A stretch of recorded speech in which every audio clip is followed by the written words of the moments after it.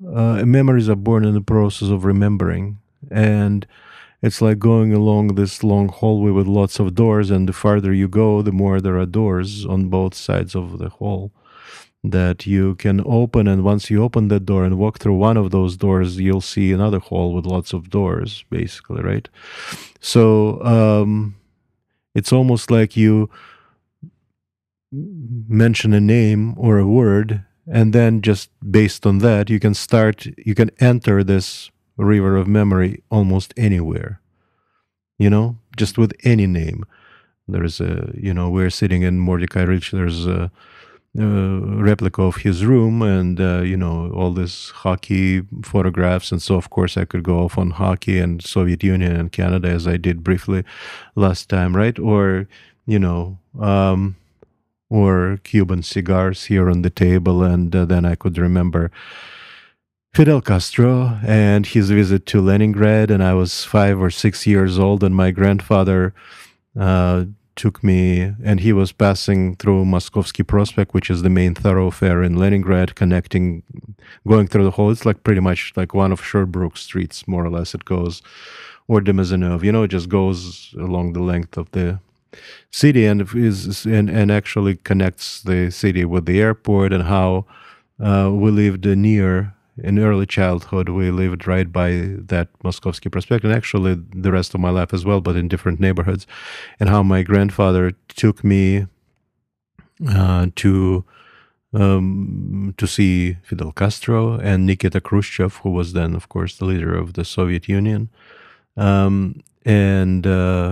was sitting on his shoulders. There was a sea of people in this tiny, narrow part of Moskovsky Prospect, as it in that particular area of my very early childhood, which is defined by a very large department store, Frunzensky department store on one side, on the other side, two very busy train stations, Baltijsky and Varshavsky, which is basically suburban trains stations with zillions of people constantly milling about there.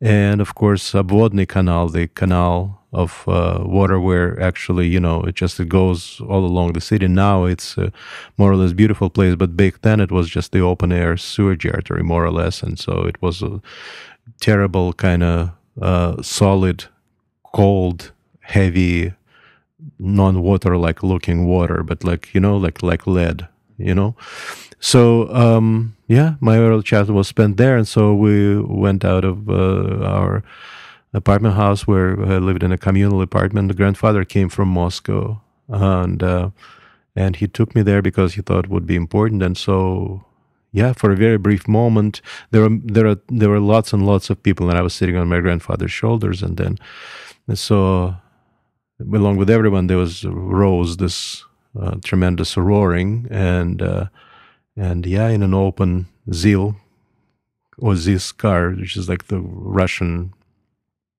limousine with the top down.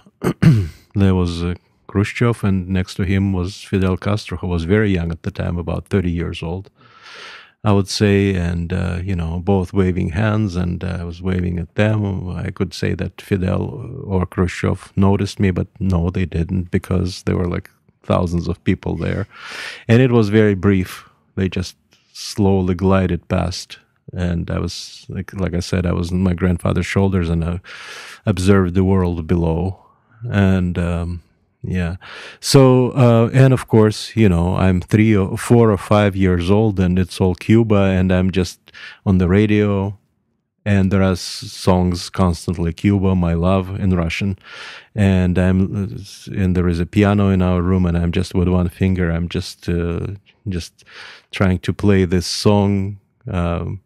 There were two very popular songs that everybody sang about Cuba at that time: "Cuba, My Love" and "Here Go Barbudas," the bearded man, which is Fidel Castro's. And now, of course, Fidel Castro is 90 years old or something, and still alive though. So and that's just basically